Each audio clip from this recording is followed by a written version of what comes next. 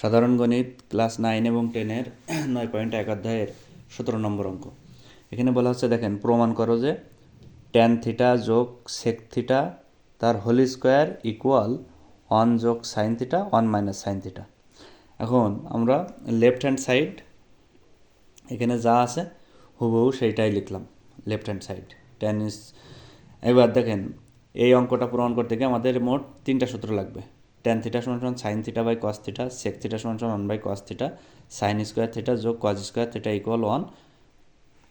এখন এই cause square theta সমান আমরা এই সাইন থিটাটা ডাইন পাশে নিয়ে গেলাম, নিলে 1 minus sine square theta. Cause square theta সমান আমরা 1 মাইনাস সাইন স্কোয়ার লিখতে পারি। দেখেন, ট্যান থিটা সমান আমরা সূত্র জানি কি, sine theta by cos theta, cos theta লিখলাম।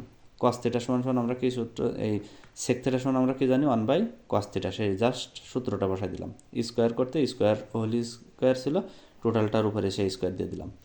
দেওয়ার পরে দেখেন, আগেই বলেছি দুইটা ভগ্নাংশের লসাগু করতে হলে এই হর এবং হরের লসাগু করতে হয়। কস থিটা এবং কস থিটার লসাগু করলে কস থিটাই হয়।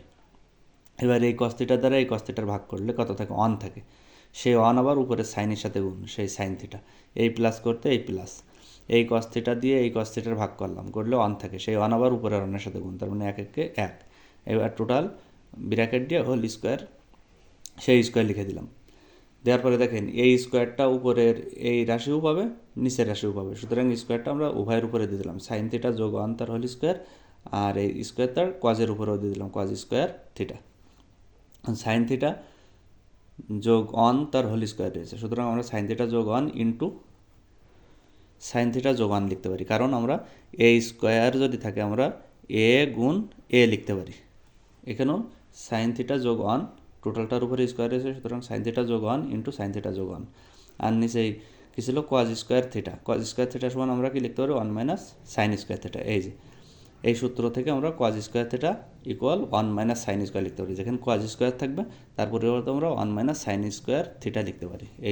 এই কজের পরিবর্তে 1 মাইনাস সাইন স্কোয়ার থিটা লিখলাম। এখন দেখেন, উপরে যা ছিল হুবহু সেইটাই লিখলাম, শুধু এই 1টা আগে নিলাম, সাইন পরে নিলাম। এখানেও 1টা আগে নিলাম, সাইন পরে নিলাম, এইটা।